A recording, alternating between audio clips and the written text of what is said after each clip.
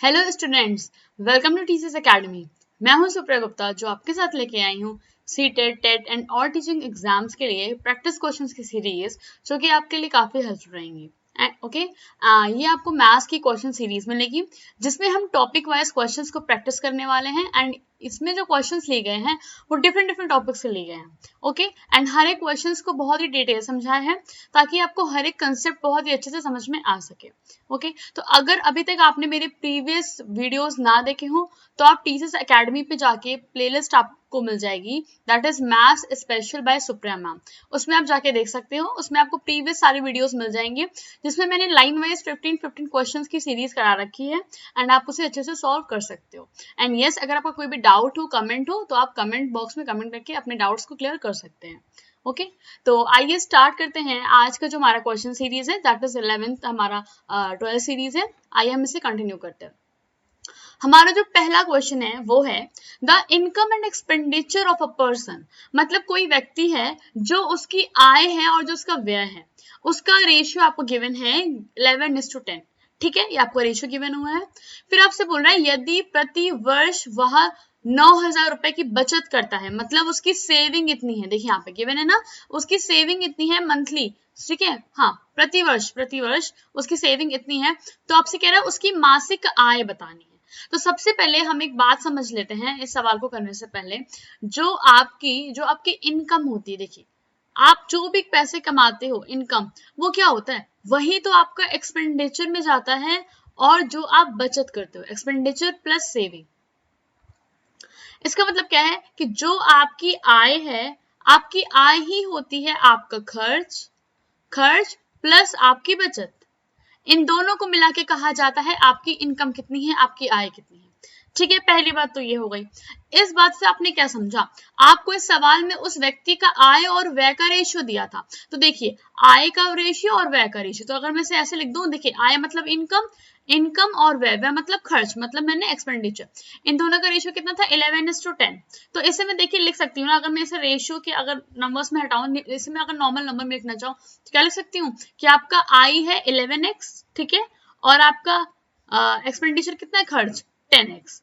ठीक है, और देखिए आपको सेविंग कितनी बताई गई है, यहां से देखिए आपको ये भी बताया गया है कि वह प्रति वर्ष 9,000 रुपए बचाता है। तो हम यहाँ पे क्या करेंगे, जो बचत होगी वो हो जाएगी आपकी 9,000 रुपए। ठीक है, अब क्या करेंगे, देखिए 11x से यहाँ लेके आओगे, 11x minus 10x is equal to 9,000। तो आपको x कितना मिल गया, आपको x मिल गया 9,000। ठीक है, x आपको मिल चुका है। अब आप इसी x को उठा के जब यहाँ रख देंगे, जो आपने यहाँ माना था, तो देखो आपकी आय कितनी आ जाएगी, आपका इनकम आ जाएगी 11 मल्टीप्लाई 9,000। ठीक है, और आपका एक्सपेंडिचर भी आ जाएगा 10 मल्टीप्लाई 9,000। आप दोनों से निकाल सकते हो आसानी से। यहाँ देखिए कितना आ जाएगा, 99,000 आ जाएगा, और यहाँ जब आप करोगे तो देखिए 90,000 आ जाएगा। पहली बात तो ये आप समझ चुके। ठीक है, इसका मतलब उस आदमी की आय कितनी थी, इतनी थी।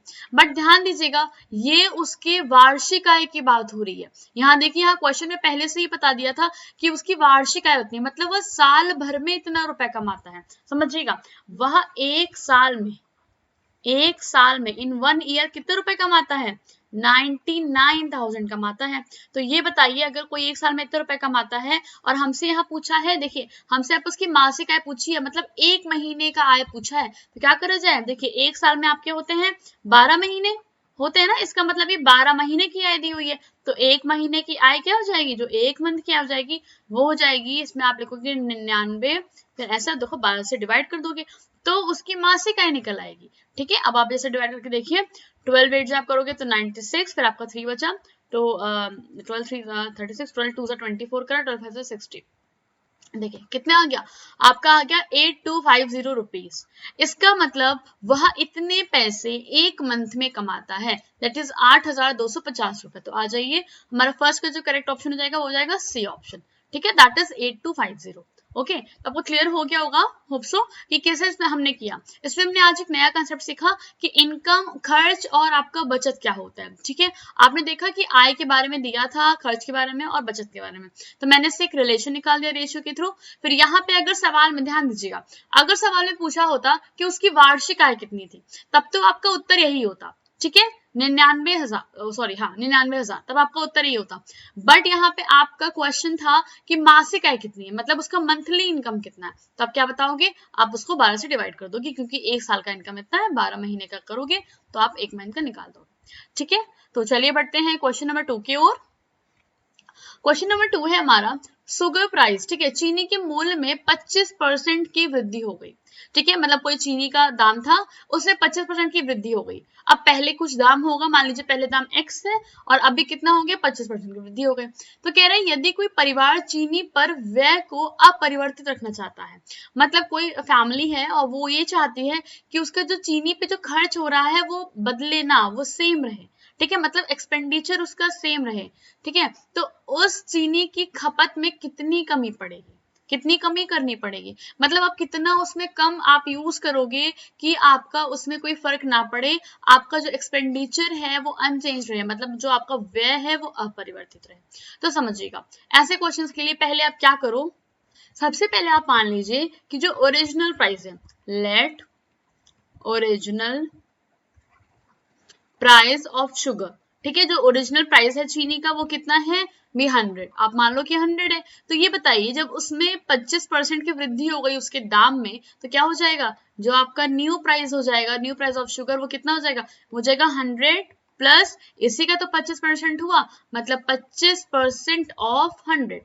तो इससे आपने क्या समझा, यहाँ आ जाएगा 100 और यहाँ देखो, यहाँ पे जब आप कट कर दोगे 25 अपॉन 100 मल्टीप्लाई 100, ये कट गया तो आपका कितना आ गया, आपका यहाँ से आ गया 125। इसका मतलब जो उसका नया दाम है वो कितना हो गया, 125 हो गया। आप समझिएगा, जब आपको रिडक्शन करना है कंजप्शन, समझिएगा, आपको अपने कमी आपका जो यूज हो रहा था कंजप्शन, मतलब जो आपका खर्च था उसमें आपको डिक्रीज करना था। तो समझिएगा, जो रिडक्शन होता है कंजप्शन में, रिडक्शन इन कंजप्शन आप कैसे दोगे, ये आप दे दोगे कि कितना, देखिए कितना डिफरेंस आया, अगर आप देखो दाम में कितना डिफरेंस दिख रहा है आपको, पहले 100 था, अब 125 हो गया, इसका मतलब 25 का आ गया डिफरेंस। और कितने से आया, अगर आप ध्यान दीजिए, ये 125, ठीक है, ये जो आपका मेन कंजप्शन, जो आपका रेट बढ़ा, उस अकॉर्डिंग फिर आपने कर दिया 100। अब क्या कर दीजिए यहाँ पे, 25 ना 25, 25 5 जा 25 कट गया, अब देखिए 5 आपने करा तो 2 जा, दैट इज 20। ठीक है, तो आप कितना करोगे, आप 20% का रिडक्शन कम कर दोगे जब उसमें कंजप्शन, तब जाके आपका जो ये है एक्सपेंडिचर वो अनचेंज रहेगा, मतलब आपके व्यय पे कोई फर्क नहीं पड़ेगा। ठीक है, तो इस अकॉर्डिंग देखिए हमारा सेकंड का कौन सा ऑप्शन करेक्ट हो गया, हमारा ए ऑप्शन करेक्ट हुआ, दैट इज 20%। ठीक है, समझ लीजिएगा अच्छे से, रिडक्शन जो होता है कंजप्शन में वो हम कैसे देते हैं, जो दोनों में डिफरेंस आया, मतलब जो आपको देख रहे हो खपत का डिफरेंस कितना आ गया, पहले 100 रुपए का था वही चीनी, अब वो बन गया है 125 का, डिफरेंस कितने का आ गया, 25 रुपए का। फिर आपने नीचे क्या ले लिया, नीचे आपने वो अमाउंट ले लिया जो चीज इंक्रीज कर गई है। ठीक है, तो इस अकॉर्डिंग हमारा आंसर आ गया 20%। ओके, तो चलिए मूव करते हैं नेक्स्ट क्वेश्चन की ओर। क्वेश्चन नंबर 3 है हमारा, अ मीटर वाइड रोड, ठीक है, कोई चौड़ी सी रोड है, ठीक है, has been built around outside a circular park. क्या कह रहा है यहाँ पे, समझ लीजिए, देखिए 176 मीटर परिधि वाला एक वृत्ताकार पार्क है। सबसे पहले मैं आपको दिखा देती हूँ वृत्ताकार पार्क बना के, देखो ये आपका एक पार्क है, ठीक है, तो क्या बोल रहा है आपको, 176 मीटर की इसका परिधि है। तो कह रहा है पार्क के बाहर चारों ओर एक 7 मीटर चौड़ी सड़क गई है। तो मान लीजिए, देखिए ये आप मान लो कि सड़क गई है, कितनी मीटर गई है, 7 मीटर चौड़ी सड़क गई है, जो कि वृत्ताकार शेप में है, आपका पार्क सर्कुलर शेप में है। तो आपसे कह रहा है जो पार्क का आपको क्या दिया, देखिए आपको परिधि दिया है, तो आपको दिया है सरकमफ्रेंस ऑफ पार्क, कितना दिया है, 176 मीटर, यही तो आपको गिवन है। और आपसे कह रहा है जो सड़क की चौड़ाई है वो 7 मीटर है, तो आपसे कह रहा है सड़क का क्षेत्रफल ज्ञात करिए, हमें सड़क का क्षेत्रफल बताना है। तो आइए से समझते हैं, सबसे पहले क्या काम किया जाए, देखिए आपको ये पार्क है, ये समझिएगा ये आपका पार्क है। अब मैं क्या करूं, देखो जो सरकमफ्रेंस गिवन है उससे मैं अगर इस पार्क का एरिया निकाल दूं, समझिएगा इस पार्क का एरिया निकाल दो और इस पूरे का एरिया निकाल दो, तो जो माइनस करके आएगा यही तो आपकी होगी सड़क, सड़क आपकी यही तो है, ये पार्क बना है, पार्क के बाहर सड़क बना है, सड़क की चौड़ाई बताइए, आपको इस पूरे एरिया बताना है सड़क का। तो क्या काम करोगे, पहले सरकमफ्रेंस और बताइए पार्क क्या हो जाएगा, 176 मीटर हुआ। सरकमफ्रेंस होता क्या है, 2 pi r is equal to 176 metre. इस अकॉर्डिंग देखो कितना आ गया, 2 मल्टीप्लाई पाई की जगह हमने लग दिया 22/7 multiply r is equal to 176 metre. ठीक है, तो अब देखो आप सॉल्व कर लो यहाँ पे आराम से। देखिए यहाँ जब आप सॉल्विंग करोगे तो आप देखो यहाँ पे 11 से काट लेते हैं, 11 या फिर 8 से सीधे काट दीजिए, सीधे कट जाएगा। 22 आप देखो 8 से कट रहा है, देन 2 1 2, 2 4 8। देखो आपका आर कितना आ गया, आपका आर आ गया 28 मीटर। मतलब ये जो आपका रेडियस, इसको मैं मान लेती हूँ चलिए R1, ठीक है, थोड़ा क्लियर रहेगा आपको। ये मैंने मान लिया R1। अब ये बताइए जब ये आपका R1 हो गया, ये क्या है, ये मैंने पार्क का रेडियस बताया जो कि मैंने बताया R1। तो ये बताइए पूरा कितना हो जाएगा। भाई हर जगह से तो 7-7 मीटर है ना, 7-7 मीटर चौड़ी सड़क है।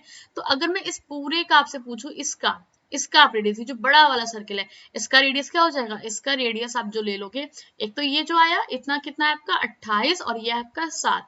इसका मतलब जो आपका, इसको मैं अगर कह दूं पूरा R2, तो देखिए आपका R2 कितना हो जाएगा, ये हो जाएगा 28 + 7 मीटर।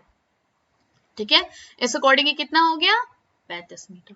समझ गए। देखिए हमको बड़े वाले सर्किल का रेडियस मिल चुका है 35 मीटर और छोटे वाले का जो अंदर पार्क है उसका 28 मीटर अभी हमने यहाँ से ज्ञात किया। अब आ जाइए, आपको करना क्या था, आपको निकालना था एरिया। तो आ जाइए, देखिए जब आपको निकालना है एरिया ऑफ रोड, मतलब आपको क्षेत्रफल निकालना है सड़क का, तो देखिए वो कैसे आएगा, वो आपका आएगा, तो यही तो है रोड आपकी, यही तो है आपकी जो रोड है। तो क्या करोगे, इस बड़े वाले सर्कल में से छोटा वाला सर्कल माइनस कर दोगे तो आपको इसकी एरिया मिल जाएगी। मतलब आप करोगे पाई R2 का स्क्वायर माइनस पाई R1 का स्क्वायर। समझिएगा मैंने क्यों किया, क्योंकि बड़ा आपको ये दिख रहा था, छोटा ये दिख रहा था। अब आ जाइए, पाई अगर मैं कॉमन कर लूं तो यहाँ कितना आ जाएगा, 35 का स्क्वायर माइनस 28 का स्क्वायर। अब देखिए पाई अभी ऐसे रहने देते हैं। अगर मैं यहाँ देखो ए स्क्वायर माइनस बी स्क्वायर, तो क्या हो जाएगा, एक ब्रैकेट में a प्लस बी और एक ब्रैकेट में a माइनस बी। ठीक है, अब आ जाइए थोड़ा नेक्स्ट स्टेप पे। यहाँ पे जब आप देखोगे, हाँ यहाँ पे देख लो, यहाँ पे मैंने स्पेस नहीं रखा भी, देखो यहाँ पे जब आप आ जाओगे देखो कितना आ जाएगा, पाई करोगे और देखो यहाँ पे आप करोगे तो पाई मल्टीप्लीकेशन, आप इसको जोड़ोगे देखो कितना जाएगा, 8 5 13, 3 2 5 का 1 6, मल्टीप्लाई आप करोगे तो यहाँ पे 7 आ जाएगा। और ये देखिए ये आपका 22/7 है, इसको रख दीजिए। 7 7 देखिए 7 9 63 कट गया। अब आ जाइए 9 2 आप करोगे तो 18, 9 2 18 का 1 19, यहाँ 7 मल्टीप्लाई कर दीजिए तो 8 7 का कर लीजिए, तो देखिए 8 7 56 कर लिया और 7 9 63, तो कितना हो गया 68, 6 7 13। इसका मतलब आपका क्या आ गया, जो आपका एरिया आ गया रोड का वो कितना आ गया, 1386 मीटर स्क्वायर। दैट इज आपका थर्ड का ऑप्शन ए करेक्ट हुआ। ठीक है, 1386 मीटर स्क्वायर, यही आपका करेक्ट आंसर होगा इसका। ठीक है, तो आप समझ रहे ना हमने पहले कैसे किया, हमने यहाँ पे एक पार्क लिया, पार्क हमने रोड बोला था, उसकी चौड़ाई हमने देखी, सर्कमफ्रेंस का यूज करके हमने पहले पार्क का रेडियस निकाला, फिर हमने पूरा रेडियस ज्ञात कर लिया। ठीक है, उसके बाद रोड के लिए हमने बड़े वाले में से छोटे वाले को माइनस कर दिया, नॉर्मल सी बात, क्योंकि रोड यही तो पोर्शन आपका चल रहा था, तो बस हमें ज्ञात हो गया। ठीक है, तो ये रहा हमारा थर्ड क्वेश्चन का सोल्यूशन। ओके, चलिए हम बढ़ते हैं अपने फोर्थ क्वेश्चन की ओर। ओके, तो आइए समझते हैं हमारा फोर्थ क्वेश्चन। साधारण ब्याज की दर से कोई आपके धनराशि 3 वर्ष में ₹850 तथा 4 वर्ष में 925 हो जाती है। ठीक है, तो आपको वह धनराशि को ज्ञात करना है। मतलब मान लीजिए आपके पास कोई प्रिंसिपल अमाउंट है P, ठीक है, और उस पर जब ब्याज लगता है, जब SI जुड़ता है, सिंपल इंटरेस्ट, तो आपको एक अमाउंट मिलता है। तो देखो आपको क्वेश्चन में वो अमाउंट दे दिया गया है और आपको ये नहीं बताया है कि कोई धनराशि, मेंशन है ना कोई धनराशि, मतलब आपको P को ज्ञात करना है। देखिए यहाँ पे है ना लिखा है कि आपको वो धनराशि ज्ञात करनी है जिसपे ये ब्याज लग के इतना बना है।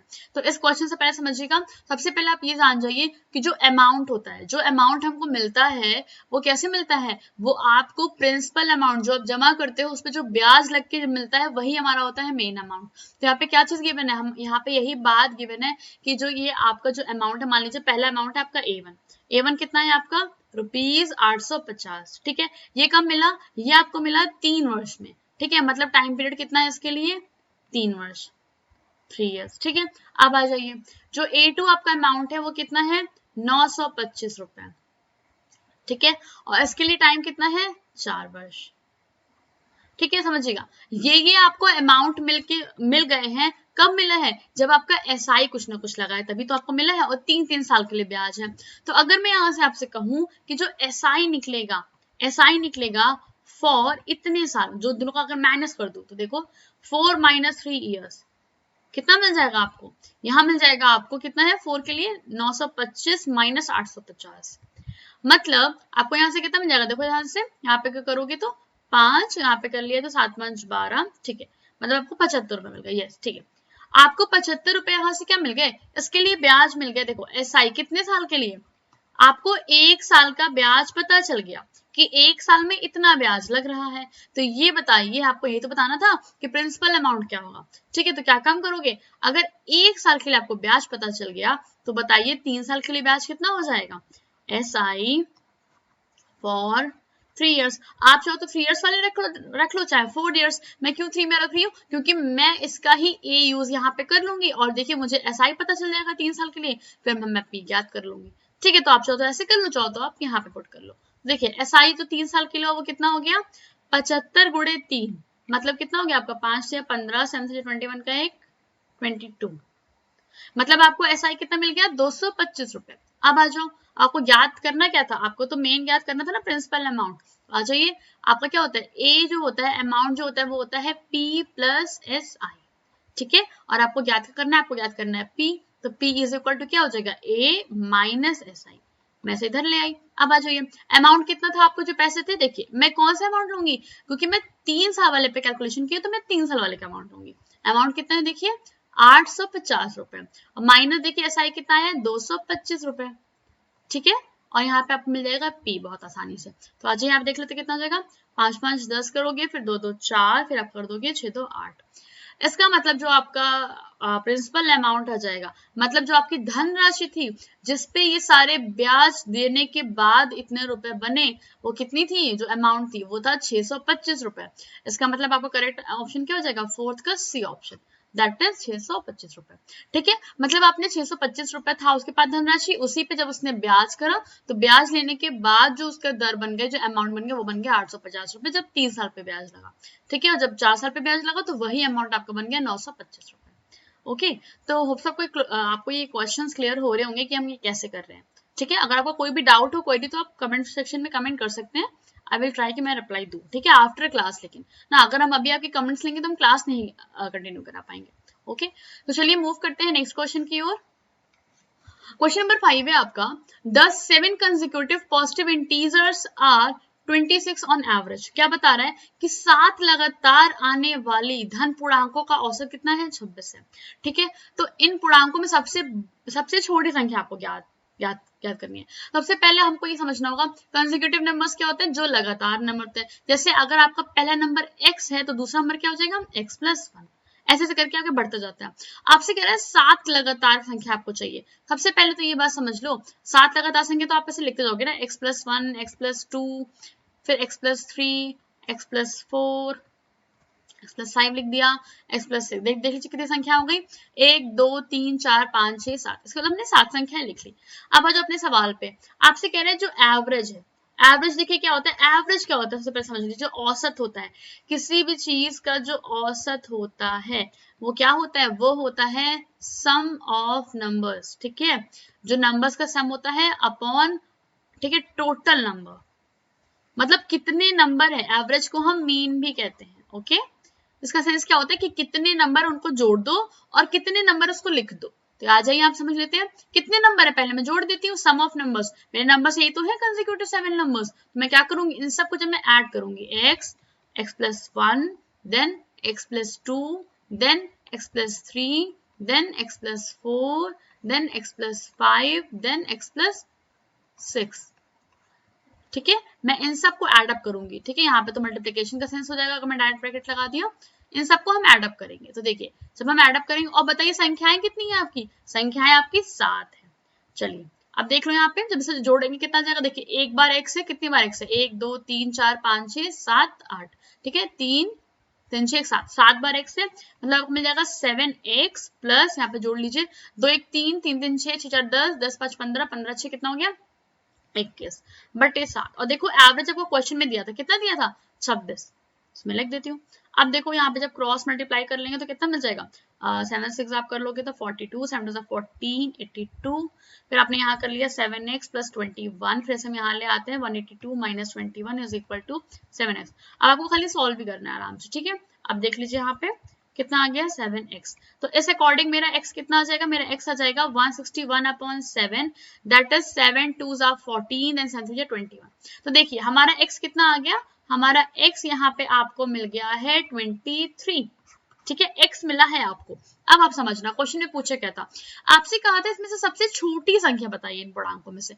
तो मुझे ये बताइए सबसे छोटा आपको कौन सा दिख रहा है, सबसे छोटा आपको x ही तो यही दिखेगा, क्योंकि देखिए जब आप आगे बढ़ोगे कंसेक्यूटिव में हमेशा लगातार नंबर मिलते हैं भाई, जब आप आगे बढ़ोगे तो आपको इससे बड़ी ही तो संख्या मिलेगी। मतलब जब आप यहाँ रखोगे देखो 23, तो क्या मिलेगा 23 + 1, मतलब दूसरा नंबर आप आएगा 24, तीसरा नंबर आएगा 25, क्योंकि देखिए पहला नंबर मिलेगा 23, दूसरा 24, फिर 25, फिर 26, 27, 28, 29, इतने आपको मिलके सातों नंबर जो आपके थे कंसेक्यूटिव नंबर। अब बताइए सबसे छोटा इसमें आपको कौन दिख रहा है, 23 ही तो दिख रहा है, तो ये तो आपसे पूछा था 23, तो आंसर क्या दे दोगे आप यहाँ पे 23, दैट इज फिफ्थ का आपका जो करेक्ट ऑप्शन हो जाएगा वो हो जाएगा फिफ्थ का B option, that is 23।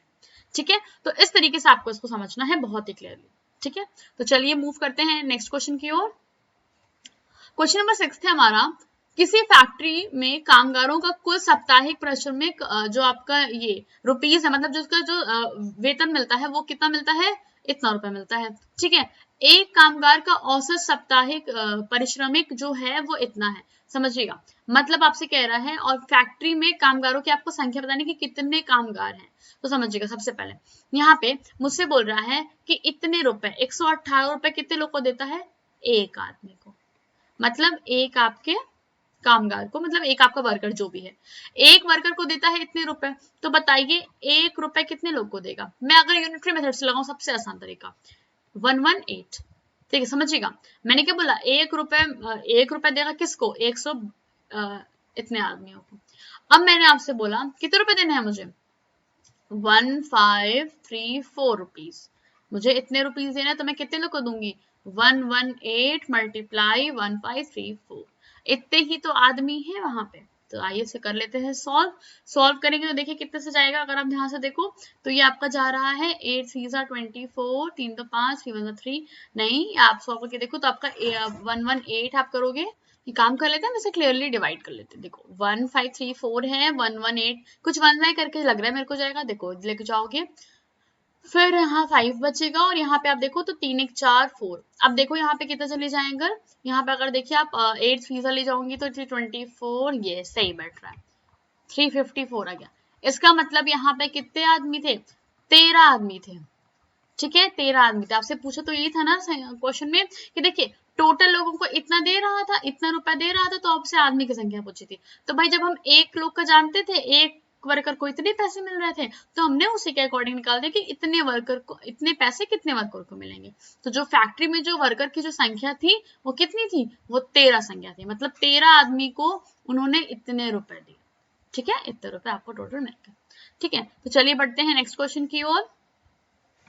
Question number 7 है आपका, यहाँ पे आपको बता रहा है कि x जो है अकेला किसी कार्य को 40 दिन में पूरा कर सकता है। ठीक है, मतलब x है वो आपका 40 दिन में कार्य पूरा कर सकता है किसी को। उसने 8 दिन तक का काम किया, फिर उसने काम छोड़ दिया। ठीक है, शेष कार्य को अकेले y ने 16 दिन में पूरा किया। तो कह रहा है आपसे x और y दोनों मिलकर किसी कार्य को कितने दिन में पूरा कर सकते थे। तो चलिए करते हैं इसे। देखो पहले आपको बता दिया कि वो काम छोड़ चुका है, वाई भी अपना थोड़ा जो बचा हुआ काम करा। फिर आपसे पूछ रहा है कितने दिन में कर सकते थे, मतलब अगर ऐसा नहीं हुआ होता कि वो छोड़ देते, वो एक साथ वर्क करते, तभी तो आप बता पाओगे ना कि कितने दिन में कार्य कर सकते थे। तो ये तो हम तभी बता पाएंगे ना अगर हमें ये पता होगा कि एक दिन में एक्स कितना काम कर सकता था और एक दिन में वाई कितना काम कर सकता था। तो आइए पहले समझते हैं। आपसे कह रहा है कि जो एक्स है वो टोटल जो काम है वो 40 दिन में कर लेता। टोटल काम कितने दिन में कर लेता, x can do total work कितने दिन में कर लेता, टोटल वर्क मान लीजिए 1, ठीक है टोटल वर्क 1 है, उसको कितने दिन में कर लेता, 40 दिन में कर लेता। तो ये बताइए तो वो एक दिन में कितना कार्य कर लेगा, एक दिन में वो 1/40 वर्क कर लेगा, एक दिन में वो 1/40 कार्य कर लेगा। बट उसने किया कितना दिन काम, उसने तो खाली काम करा है 8 दिन। ठीक है, तो भाई अगर एक दिन में कोई इतना काम कर लेगा, 1/40 काम कर लेगा, तो 8 दिन में कितना काम करेगा, सो इन 8 डेज कितना काम करेगा, 8/40, दैट इज आप कह सकते हो 1/5 वर्क।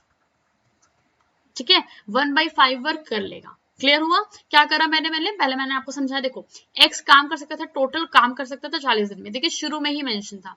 ठीक है। और उस कहा गया कि उसने 8 दिन तक काम किया फिर उसने छोड़ दिया। तो भाई उसने 8 दिन तक जो काम किया तो काम कितना किया, पहले मैंने 1 दिन का पता कर लिया फिर मैंने 8 दिन का निकाल लिया। इसका मतलब क्या, इसका मतलब ये हुआ कि जो एक्स था वो 1/5 कार्य कर चुका।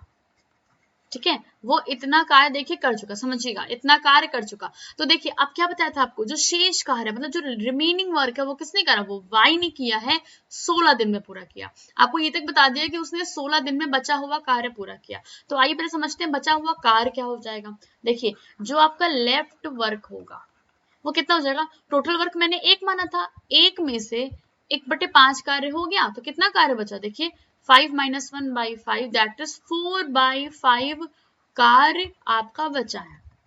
इतना आपका कार्य बचा हुआ है। इसे कौन करा है, इसे y ने कर दिया है 16 दिन में।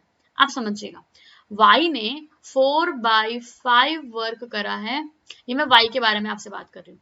y ने 4/5 वर्क कितने दिन में किया है, 16 दिन में। ठीक है, 16 दिन में। तो बताइए वह एक कार्य कितने दिन में करता, अगर मैं आपको यहाँ पे समझाऊं, देखो एक कार्य जब वो करेगा कैसे करेगा, एक कार्य कितने दिन में करता, इसे आप यहाँ ले आओ, 16 करोगे नीचे ले आइए तो 4 × 5 चला जाएगा, डिवाइड हो जाएगा, 4 4 16 20, कितने दिन में करेगा, 20 डेज में। इसका मतलब वह एक कार्य करता है 20 दिन में, मतलब कंप्लीट कार्य, समझिएगा वह पूरा कार्य कर देता, 20 दिन में खत्म कर देता। जबकि आप यहाँ भी देखो पूरा कार्य एक्स कितने दिन में कर रहा था, 40 दिन में कर रहा था। तो इससे भी आप समझ सकते हो एफिशिएंसी किसकी अच्छी है, वाई की अच्छी है, क्योंकि ये कम देर में ज्यादा काम कर ले रहा है।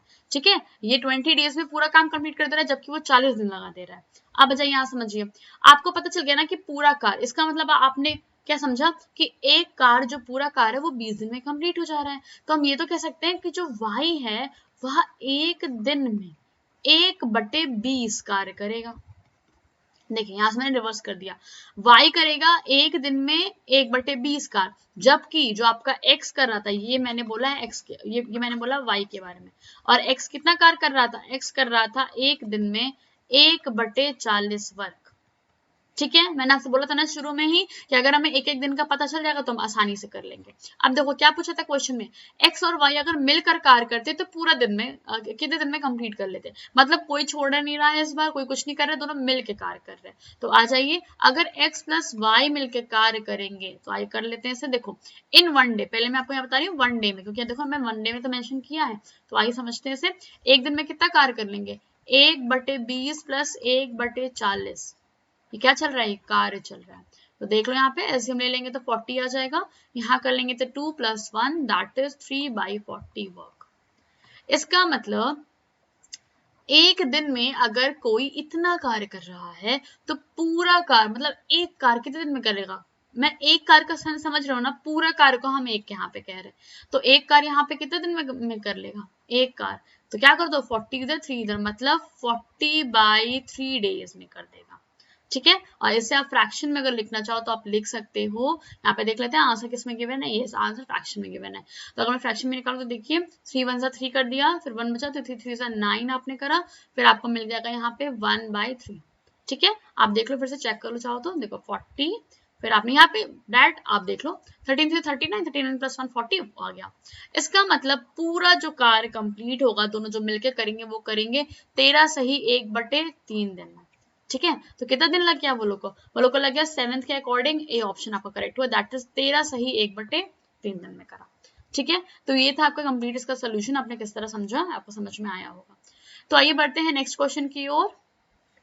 क्वेश्चन नंबर 8 है आपका, एनी शॉपकीपर, ठीक है, यहाँ पे कोई भी दुकानदार है, एनी शॉपकीपर ₹2000 क्रय मूल्य वाली वस्तु का कितना मूल्य अंकित करे। मतलब देखिए कोई वस्तु है, ठीक है, उस पे क्रय मूल्य है, देखिए मतलब क्या है, इस पे सीपी क्रय मूल्य मतलब आपका कॉस्ट प्राइस कितनी है, ₹200 है। तो आपसे कह रहा है उस वस्तु पर कितना मूल्य अंकित करे, मतलब मार्क्ड प्राइस कितना कर दे, समझिएगा। ठीक है, मूल्य अंकित करना है, तो कह रहा है आपसे एमपी कितना कर दे, मार्क प्राइस कितना करे, ताकि 25% का 1 देने के उपरांत उसे इतना परसेंट का लाभ हो। मतलब अगर वह डिस्काउंट कितना दे, देखिए डिस्काउंट कितना बोल रहा है, 25% का अगर डिस्काउंट दे दे तब भी इसको प्रॉफिट कितने का, उसको प्रॉफिट हो 35% का। ठीक है, तो समझिएगा ऐसे सवाल को करने के लिए पहले आप समझ लो आपको गिवन क्या क्या, आपको सीपी गिवन है, डिस्काउंट गिवन है, प्रॉफिट गिवन है। ठीक है, क्या काम करो अगर आपको पता हो, देखिए डिस्काउंट जो आपको निकालना है, आपको एमपी निकालना है। एमपी के लिए आपको डिस्काउंट और एसपी का तो पता ही होना चाहिए। जब तक आपको ये नहीं पता होगा कि डिस्काउंट के बाद आपने बेचा कितने में, तब तक आप एमपी कैसे पता कर पाओगे कि उस पर मार्क कितना था, क्योंकि जो डिस्काउंट होता है वो हमेशा अंकित मूल्य पे ही पता करा जाता है। ठीक है, तो आइए सबसे पहले हम सीपी का यूज करके हम एसपी को निकालते हैं। तो ये समझते हैं, देखो जो आपका प्रॉफिट परसेंट होता है वो कितना होता है, वो होता है आपका प्रॉफिट अपॉन सीपी इंटू 100, ये होता है। अब देखो यहाँ प्रॉफिट तो दिया नहीं था, प्रॉफिट परसेंट दिया, कितना दिया है 35। और देखिए आप यहाँ पे आपको प्रॉफिट नहीं दिया, प्रॉफिट होता क्या है, प्रॉफिट आपका होता है एसपी माइनस सीपी। सीपी कितना दिया है 200 रुपया, ये भी देखो सीपी 200 रुपया, मल्टीप्लाई कर दिया 100, कट गया। देखो यहाँ पे कितना आ गया, यहाँ से कर देंगे तो देखिए 70 इधर आ गया, और यहाँ आ गया आपका एसपी माइनस 200। इसका मतलब देखो आपको एसपी कितना मिल गया, ये उधर रिवर्स हो जाएगा, तो 200 प्लस 70 कितना आ जाएगा आपका 270। इसका मतलब सेलिंग प्राइस कितना आ गया आपका, आ गया 270 रुपीज। ठीक है, हमें सेलिंग प्राइस पता चल गई उस वस्तु की। अब आ जाओ, अब अपने पॉइंट पे मेन आ जाइए, समझिएगा। देखिए आपको पता होना चाहिए डिस्काउंट क्या होता है। आइए अब हम आगे का कैलकुलेशन करते हैं। देखो डिस्काउंट जो आपका होता है ये होता है आपका एमपी माइनस एसपी, मतलब आपको जो छूट मिलती है किसी भी वस्तु पे वो कितना उस पे मार्क्ड है और कितना उसे बेचा जा रहा है उसी में पता चलता है। और एक चीज आपको ये भी बात पता है कि जो डिस्काउंट परसेंट होता है वो कितना होता है, वो होता है डिस्काउंट अपॉन एमपी इंटू 100, क्योंकि डिस्काउंट को हमेशा कैलकुलेट किया जाता है मार्क प्राइस पे। ठीक है, इसीलिए अब आ जाइए समझिए डिस्काउंट क्या मैं रख दूं यहाँ पे, देखिए MP minus SP upon MP into 100। अब आ जाइए, देखिए आपको क्या क्या पता है, देखिए आपको यहाँ पे डिस्काउंट परसेंट देखिए पता था कितना है 25%, और आपने यहाँ पे एसपी निकाला है 270। देखो आपको ये डिस्काउंट परसेंट पता है कितना 25, और यहाँ पे आपने एसपी कितना निकाला है 270, 270 तो रख दीजिए इसे वैल्यू। अब यहाँ पे बस आपको सॉल्विंग ही करना है इजीली। अब देखिए जब यहाँ सॉल्विंग करोगे ये तो ऐसे है, चौथे यहाँ पे काट लो, 25 25 25 4 100, क्रॉस मल्टीप्लाई कर दीजिए तो कितना जाएगा, MP is equal to 4 MP, देखिए ब्रैकेट से खुलेगा और यहाँ पे माइनस हो जाएगा 4 0 4 7 28 4 2 8 9 का 10। अब देखो यहाँ पे कितना आ जाएगा, जब आप इधर कैलकुलेशन करोगे आपको मिल जाएगा 1080 इज इक्वल टू 3 एमपी। तो आपको एमपी कितना मिल जाएगा यहाँ से 1080 अपॉन 3, दैट इज कर लीजिए तो 3 3 9 3 6 18 0, मतलब जो आपका मार्क प्राइस हो जाएगा वो कितना हो जाएगा 360 रुपया। इसका मतलब जो उस वस्तु पे जो अंकित मूल्य था वो कितना था 360 रुपया। देखिए 8 का आपका जो करेक्ट ऑप्शन हो गया वो क्या हो गया, डी ऑप्शन। ठीक है, अब देखना नहीं कैसे हुआ, हमने इसका अंकित मूल्य पता कर लिया, अब इसके बाद हमारी बातें सही चल रही है। अब देखो अंकित मूल्य इतना था, इसी पे हमने करा डिस्काउंट 25% का, तो इसका सेलिंग प्राइस कितना हो गया 270 हो गया। समझ रहे हैं, इसका सेलिंग प्राइस सभी तो 270 हुआ, जबकि इसका कॉस्ट प्राइस यहाँ पे कितना बताया था 200 बताया था, तो इस अकॉर्डिंग और इसका प्रॉफिट कितने का हुआ था 35% का हुआ था। तब देखो कितनी सारी चीजें लिंकअप थी। ठीक है, तो इन सब के अकॉर्डिंग आपको इतना आइडिया हो गया होगा कि discount percent, discount MP SP सब आपको अच्छे से पता होना चाहिए। ठीक है, कि आपका क्रय विक्रय मूल्य क्या है, लाभ कब होता है, हानि कब होता है, किस पे कैलकुलेट किया जाता है लाभ और हानि, ये टॉपिक आपका बहुत ही इंपॉर्टेंट है। ठीक है, इस पर आपको ज्यादा मेहनत करने की जरूरत है। ओके, तो चलिए बढ़ते हैं नेक्स्ट क्वेश्चन की ओर। क्वेश्चन नंबर 9 है हमारा, if an article is sold with a profit of 200%, ठीक है, then its purchase price will be proportionate to its selling price. आपसे क्या कह रहा है कि यदि किसी वस्तु को 200% के लाभ से बेचा जाता है, ठीक है, कोई भी वस्तु है आपकी उसको बेचा गया 200% लाभ से, तो इसके क्रय मूल्य तथा विक्रय मूल्य का अनुपात बताना है। मतलब आपको क्रय मूल्य क्या हो गया सीपी और एसपी का अनुपात बताना है, क्वेश्चन मार्क। अब आ जाइए समझते हैं पहले इसमें क्या रहा है। आपसे बोल रहे हैं कि इसका कितना है, अगर किसी वस्तु को 200% के लाभ पे बेचा जाता है, मतलब इसका प्रॉफिट परसेंट कितना है, प्रॉफिट परसेंट आपको दे दिया है 200। आप समझिएगा यहाँ पे देखो प्रॉफिट परसेंट क्या होता है, ये आपका होता है, अभी हमने जस्ट लिखा था क्या होता है प्रॉफिट, और प्रॉफिट हो चाहे लॉस हो उसको हमेशा कॉस्ट प्राइस पे कैलकुलेट करते हैं, क्योंकि आपको कॉस्ट प्राइस पे ही तो पता चलता है कि आपको लाभ हो रहा है कि हानि हो रहा है किसी भी वस्तु का।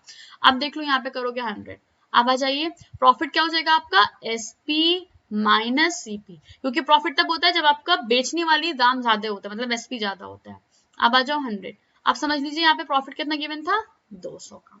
अब यहाँ पे चाहो तो कैलकुलेट कर लो, देखो 2 2 कट जाएगा, 0 0 कितना मिल जाएगा, क्रॉस मल्टीप्लाई कर दूं मैं अगर, तो 2cp is equal to sp minus cp, और मैं cp को उधर भेज दूं, देखिए कितना मिल जाएगा मुझे, 3cp is equal to sp।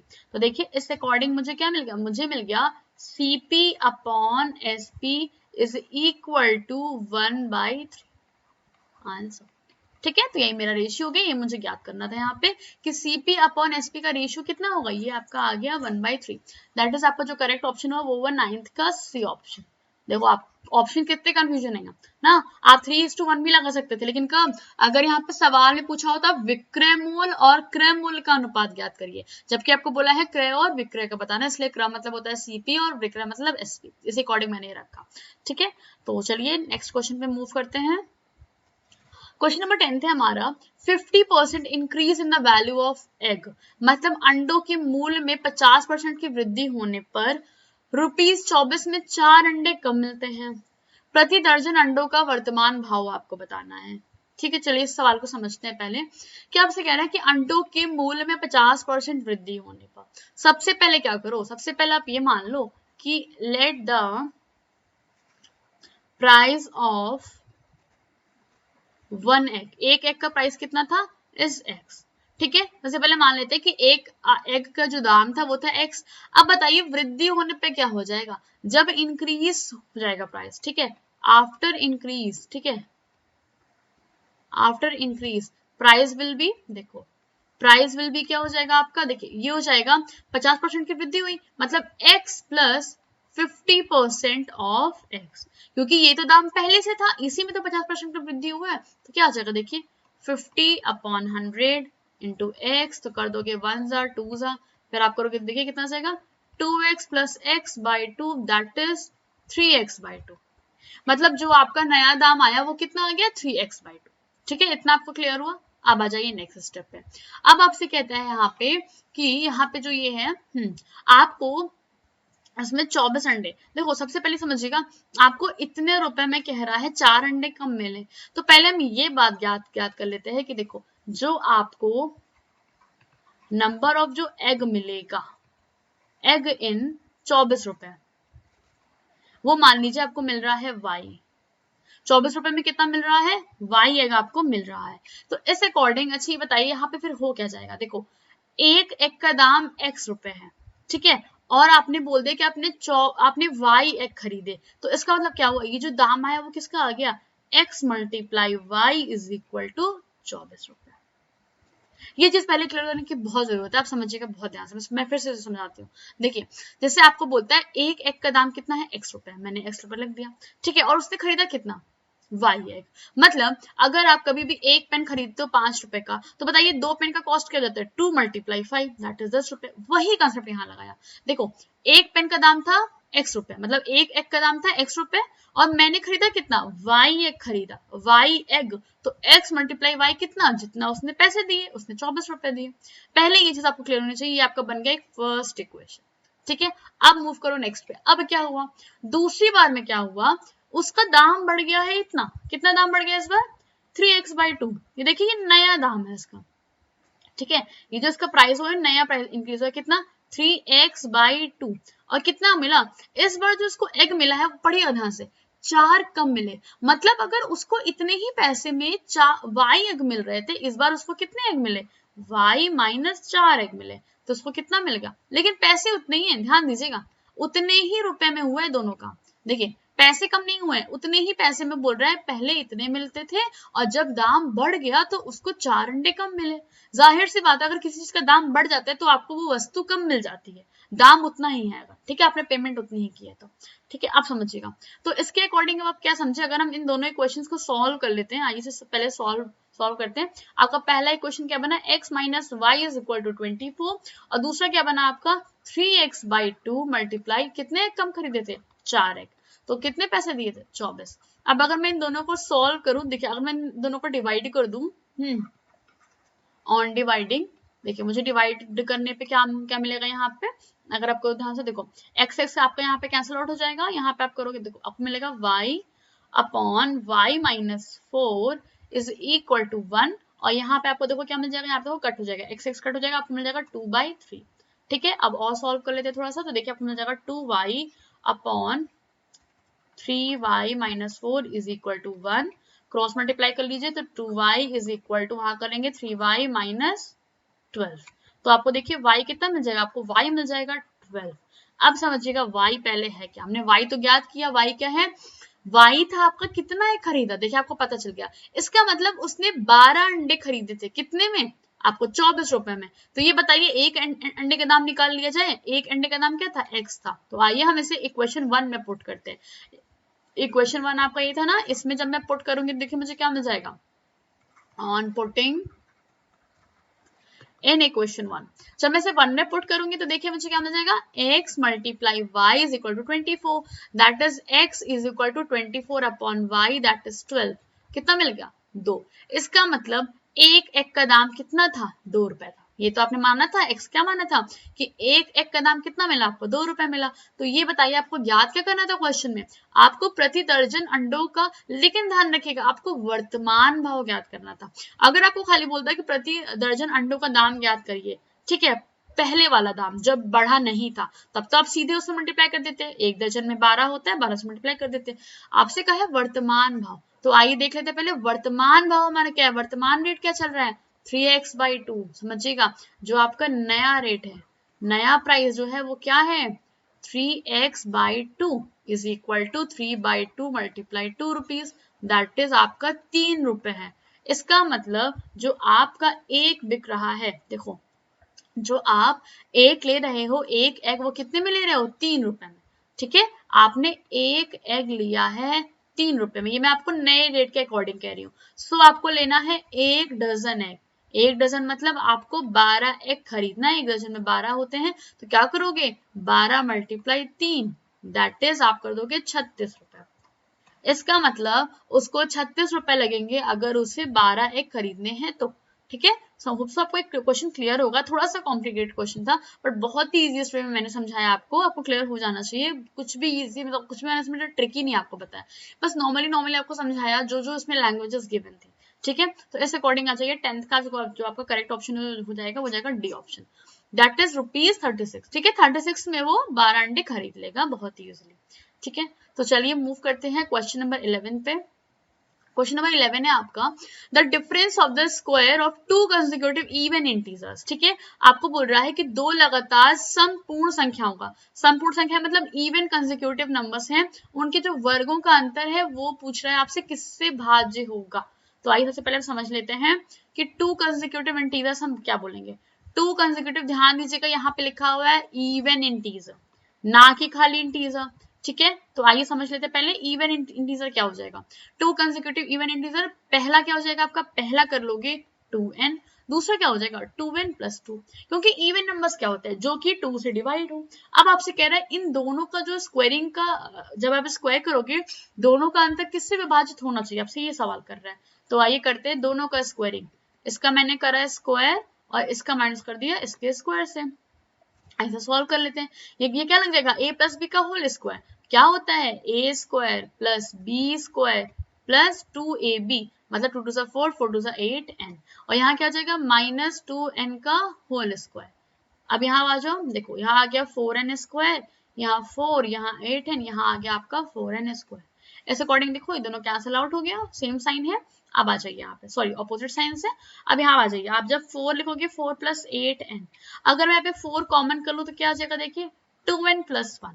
अब ये बताइए ये जो नंबर है ये आपने करा, अब ये नंबर किससे डिविजिबल हो सकता है, अगर आप ध्यान से देखो ये नंबर ऑप्शंस के अकॉर्डिंग अगर आप जाओ, देखो ये नंबर हमेशा आपका 4 से ही डिविजिबल होगा, आप खुद देखिए ऑलवेज 4 से डिविजिबल होगा। तो आप यहाँ पे कह सकते हो ना कि ऑलवेज डिविजिबल बाय 4। अभी आपसे ऑप्शन के अकॉर्डिंग पूछा है तो हमने क्या बता दिया, 11th के अकॉर्डिंग 4, क्योंकि देखिए 4 से ये नंबर तुरंत डिवाइड हो जाएगा, आप चाहे तुरंत डिवाइड करो, ठीक है। 2 से भी हो जाएगा बट ऑप्शंस में तो हमारा 2 4 की मैंने तुमने 4 से मार्क कर दिया, ठीक है। तो चलिए बढ़ते हैं नेक्स्ट क्वेश्चन की ओर। क्वेश्चन नंबर 12 है हमारा, इफ 4/7, हाँ, part of the work is completed in 7/4 day, क्या कह रहे हैं कि यदि किसी काम का एक 4/7वां भाग 7/4 दिन में पूरा हो जाता है तो शेष काम को पूरा करने में कितना वक्त लगेगा। पहले काम करते हैं, हमें वर्क ही नहीं पता ना, पहले हम क्या करते हैं, लेट द वर्क बी 1 मान लेते हैं, चलिए 1 ज्यादा सही है, x भी मान सकते थे। मान लेते पूरा कार्य कितना था, 1 था। तो आपसे कह रहा है कि इसी का 4/7 भाग, ठीक है, 4/7 भाग। तो 1 का 4/7 भाग कितना बोल रहे हैं, 4/7 जो भाग जो वर्क है वो पूरा हो रहा है 7/4 दिन में, इतना दिन लगा रहा है। ठीक है, तो ये बताइए, पहले हम यहाँ से निकाल लेते हैं ना कि बताइए एक कार्य कितने दिन में पूरा होगा, 1 वर्क कितने दिन में पूरा होगा। अगर मैं यहाँ पे आपको समझाऊं, देखो 7/4 और यहाँ आप ले आओगे तो क्या काम हो जाएगा, देखिए डिवीजन होगा तो इस अकॉर्डिंग डिवाइड करके नीचे की ओर आएगा, मल्टीप्लाई करके कहाँ चला जाएगा, 7/4। ठीक है, तो इस अकॉर्डिंग मैं कह सकती हूँ एक कार पूरा होगा 7 7 49/16, मतलब एक कार आपका पूरा होगा इतने दिन में। आप समझिएगा, जब एक कार्य इतने दिन में पूरा होगा और इतना कार्य इतने दिन में पूरा हो चुका, देखिए इतना कार्य तो हो चुका ना, तो बचा हुआ कार्य कितना है, आपसे ये तो पूछा, आपसे बचा हुआ कार्य पहले बात तो पूछा था। तो बताइए इतना काम हो चुका, तो बचा हुआ कार्य के लिए मैं क्या करूं, बचा हुआ कार्य कितना है, 1 में से 4/7 कार्य माइनस कर दो, इतना हो चुका है। कितना कार्य बचा है आपका, 3/7 वर्क बचा है। अगर एक काम को करने में इतना दिन लग रहा है तो 3/7 कार्य को करने में कितना दिन लगेगा, 3/7 मल्टीप्लाई 49/16 कर लीजिए आराम से। 7 कितना आ गया, 21/16 डेज। इसका मतलब जो आपका रिमेनिंग वर्क था, देखिए आपसे शेष कार्य कहा था, शेष कार्य को करने में कितना दिन लगेगा आपका, इसमें लगेगा आपका 21/16 दिन लग जाएगा। ठीक है, तो आपने देखा हमने कितने इजीली इसको समझा है, बहुत अच्छे से। सबसे पहले जो कार्य गिवन था हमने लिख लिया, टोटल कार्य मान लिया 1, ठीक है, और उसी के अकॉर्डिंग मैंने आपसे बोला यहाँ पे एक कार्य का निकाल दो, तो जितने कार्य रिमेनिंग था ये क्या है, ये आपका है रिमेनिंग वर्क। तो टोटल 1 माना था, तो 1 में से 4/7 कार्य तो क्वेश्चन में बोल दिया उसका भाग पूरा हो गया, तो बस जो बचा वो भाग था वही था, ये आपका कितना था, रिमेनिंग वर्क था। ठीक है, चलिए मूव करते हैं नेक्स्ट क्वेश्चन की ओर। हाँ, इसमें आप ऑप्शन तो देख लो, 12 का आपका सी ऑप्शन करेक्ट होगा, ठीक है, 21/16 डेज। चलिए बढ़ते हैं नेक्स्ट क्वेश्चन की ओर। क्वेश्चन नंबर 13 था हमारा, अ स्कूल हैज ओनली 3 क्लासेस। ठीक है, कोई स्कूल है उसमें केवल 3 क्लासेस हैं जिसमें क्रमशः इतने इतने छात्र हैं। मान लीजिए 3 क्लासेस हैं और एक में 40 छात्र हैं, एक में 50, एक में 60। तो आपसे कह रहा है इन कक्षाओं के उत्तीर्ण विद्यार्थियों का प्रतिशत क्रमशः इतना इतना इतना है, मतलब जो बच्चे पास हुए हैं। और देखिए यहाँ पे लग गया होगा आपका रिस्पेक्टिवली, इससे आप समझ सकते हो कि ये जो गिवन है ये पहले वाले के लिए, ये दूसरे वाले के लिए और तीसरे वाले के लिए। ठीक है, समझिएगा। ये जो पूरी क्लास में कितने बच्चे थे, 40 बच्चे थे टोटल बच्चे। मान लीजिए क्लास ए है, बी है, सी है, मैं आपको ऐसे एग्जांपल दे रही हूँ, ए बी सी मान लीजिए क्लास है। अब आ जाइए, अगर मैं आपसे बोलूं पास जो स्टूडेंट हैं, पास जो स्टूडेंट हैं इन क्लास ए, वो देखिए कितने हैं, पास स्टूडेंट्स क्लास ए, वो कितने हो जाएंगे, समझिएगा। आपको यहाँ पे बोला है इन कक्षाओं में जो उत्तीर्ण जो विद्यार्थी हैं उनके प्रतिशत बताया है, आपको परसेंटेज में बताया है कि ए क्लास से 10% बच्चे पास हुए हैं। तो भाई अगर मैं आपसे कहूँ ना कि नंबर ऑफ स्टूडेंट पास, ठीक है, नंबर ऑफ पास स्टूडेंट, ठीक है, क्लास ए, तो क्या हो जाएगा आपका, जितने बच्चे हैं और जितने परसेंट पास हुए हैं, 10% निकाल दीजिए इसका, समझिएगा। 10% निकाल दोगे तो क्या हो जाएगा, आपको यहाँ पे सॉल्व करिए, 40 मल्टीप्लाई 10/100 कर लो, तो कितना जगह कट गया, 4। इसका मतलब 4 स्टूडेंट्स आपके पास हो गए, पास हो किससे, क्लास ए से। इसी तरह मैं आपसे कहूं कि number of students passed in class B, आइए वो भी निकाल लेते हैं। बी में कितने हो जाएंगे, देखिए 20% बच्चे पास हुए हैं, बच्चे हैं कितने, 50, 20% पास हुए हैं ना, तो कैसे कर लोगे आप, 50 मल्टीप्लाई 20/100 कट जाएगा, कितना आ जाएगा, 10 बच्चे। ठीक है, बी क्लास से आपके 10 बच्चे पास हो गए। अब आ जाइए, जो पास जो स्टूडेंट हैं कहाँ से, ठीक है, इन क्लास सी, सी से भी चलिए फटाफट निकाल लेते हैं, कितने बच्चे पास हैं आपके, 35% बच्चे पास है। बच्चे हैं कितने, 60 बच्चे हैं और 35% पास है। ठीक है, परसेंट हटा दिया, ये आ गया। अब देखो 0 0 कट कर दो, यहाँ पे कर लीजिए, तो 2 3 आपने कर लिया 6, 2 5 10, 5 1 5, 7 3 20, मतलब 21 बच्चे आपके सी क्लास से पास हैं। आप समझिएगा, आपको पता चल गया ए से इतने पास है, बी से इतने और सी से इतने। ठीक है, अब आ जाओ, देखो ए से कितने बच्चे पास थे, अभी हमने जस्ट देखा 4 बच्चे पास थे, 4 स्टूडेंट्स। मैं आपको यहाँ पे पास के जो बच्चे हैं वो लिख रही हूँ। ठीक है, बी से कितने पास है, 10 स्टूडेंट्स और सी से कितने पास है, सी से आप देख लो सी से आपके पास है 21 स्टूडेंट्स। ठीक है, अब आ जाइए अपने क्वेश्चन पे। क्वेश्चन क्या था, the passing percentage in the school. आपको क्या बताना है कि पूरे स्कूल में कितना परसेंटेज पासिंग माना जाएगा बच्चों का। ये तो क्लासेस वाइज आपने बता दिया कि इतने बच्चे पास हुए हैं। तो अगर मैं आपसे बोलूं, ठीक है, पासिंग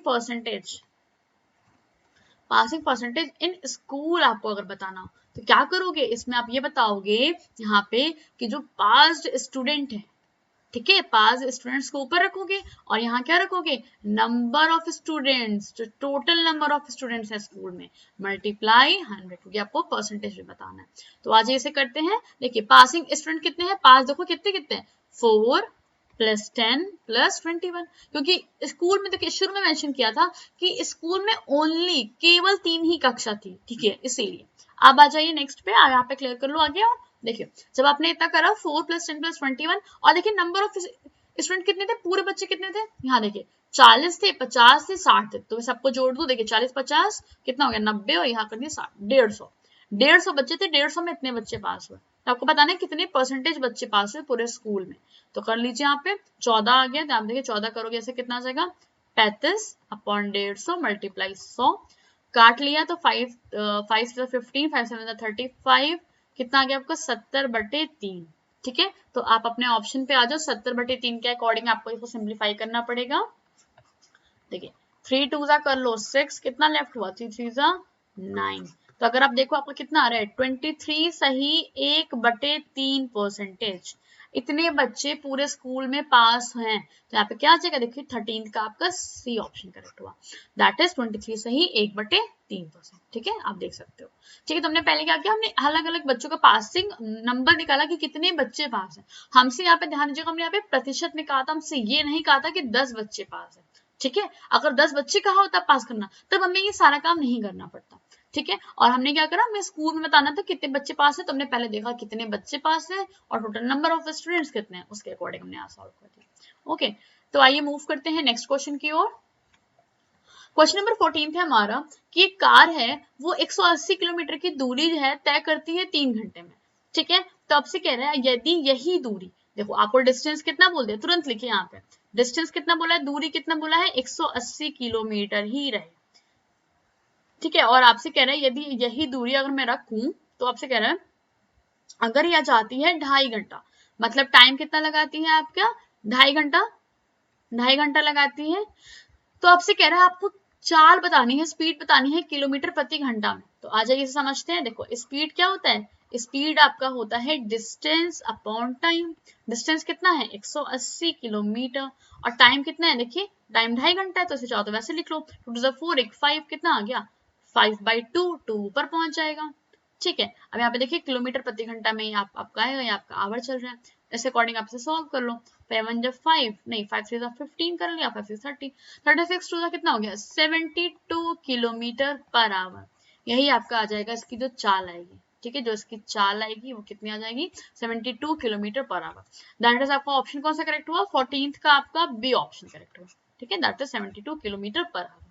ओके, चलिए मूव करते हैं नेक्स्ट क्वेश्चन की ओर, जो कि हमारा लास्ट क्वेश्चन है आज का। आइए से समझते हैं। देखिए 800 रुपया पर 4.5% ब्याज दर पर 3 सालों में जितना ब्याज मिलता है, उतना ही 8% ब्याज दर पर 150 रुपए में कितने सालों में मिलेगा। समझिएगा, पहले आपसे कह रहा है 800 रुपए पर, मतलब देखो ये हमें बता रहा है ना, हमारा एक प्रिंसिपल अमाउंट है। ठीक है, प्रिंसिपल मतलब अमाउंट जो आपका कितना है 800 रुपए। ठीक है, मान लीजिए आप 800 रुपए लगेगा, ये आपका अमाउंट है, और आपसे कह रहा है अगर रेट कितना है, आपको आर कितना बता रहा है, रेट 4.5% आपका रेट है। ठीक है, तो आपसे कह रहा है अगर 4.5% का रेट मतलब जो ब्याज लग रहा है 3 सालों में टाइम कितना बोल दिया 3 सालों में, 3 years में। ठीक है, कह रहा है जितना ब्याज मिलता है, तो क्या करो, हमें ब्याज ही तो नहीं बताया, पहले ब्याज तो ज्ञात करो कि इतने साल में कितना ब्याज मिलेगा। एसआई क्या होता है, सिंपल इंटरेस्ट, ये आपका होता है PRT/100। मैं आपको समझा दूं, सिंपल इंटरेस्ट को बोलेंगे साधारण ब्याज, पी मतलब होगा आपका प्रिंसिपल अमाउंट, रेट हो गया आपका दर, टी हो गया आपका टाइम, जितने टाइम के लिए मिलता है। आप समझिएगा इसके अकॉर्डिंग। फिर मैं चलिए यहाँ पे नेक्स्ट में वैल्यूज रख देती हूँ यहाँ पे। चलो देखो यहाँ पे आपको हो जाएगा, ओके एक ब्लैंक स्लाइड ले लेते हैं क्लियर करने के लिए थोड़ा सा। देखिए आपको यहाँ पे जो बोला है, यहाँ पे पहले नेक्स्ट में लिखती हूँ, देखो आपको बोला SI निकाल लेते हैं। देखिए PRT अपॉन 100 होता है। अब आइए देखिए प्रिंसिपल अमाउंट कितना है, 800 रुपए।